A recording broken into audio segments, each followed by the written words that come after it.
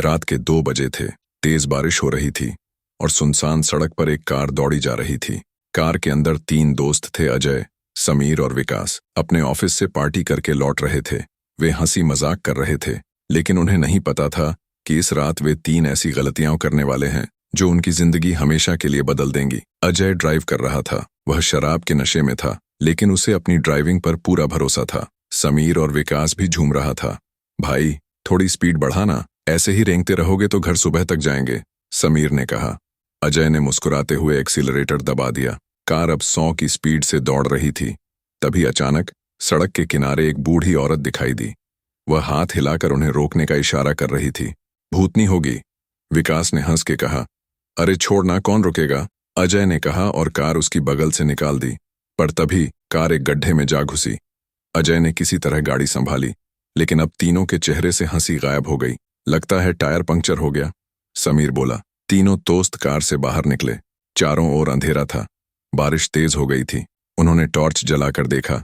सामने वही बूढ़ी औरत खड़ी थी, लेकिन अब उसका चेहरा डरावना लग रहा था। बूढ़ी औरत ने कहा, मैंने तुम्हें रोका था, अब देखो जो होगा। इतना कहकर बूढ़ी औरत गायब हो गई।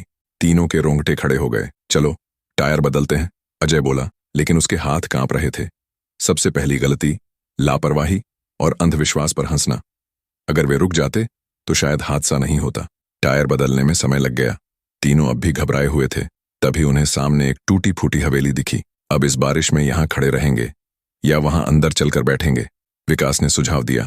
हाँ, सही कह रहा है, बाहर खड़े रहने से अच्छा है कि किसी छत के नीचे बैठें, समीर ने सहमति जताई। अजय थोड़ा हिचकिचाया, लेकिन बारिश से बचने के लिए वे तीनों हवेली के अंदर चले गए। अंदर घना अंधेरा था।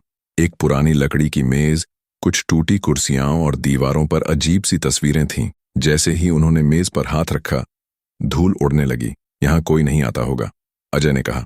चलो कुछ देर रुकते हैं, फिर चलते हैं, समीर ने कहा। लेकिन तभी खर्र खर्र आवाज सुनाई दी। तीनों की सांसें थम गईं। उन्हें लगा कि किसी ने मेज के नीचे से दर्द भरी सांस ली हो।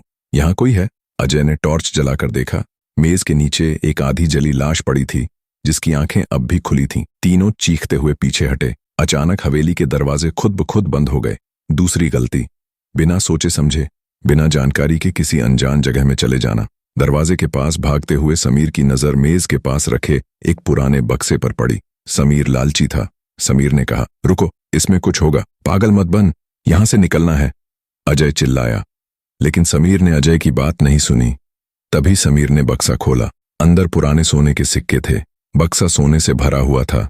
समीर ने कहा, यार, ये तो खजाना है। विकास ने सिक्के उठाने की कोशिश की, लेकिन जैसे ही उसने बक्से को छुआ, हवेली की दीवारों से अजीब सी आवाजें आने लगीं। हमारी चीजों को मत छुओ। अचानक बक्से से एक कंकाल निकला, जिसने समीर का हाथ पकड़ लिया।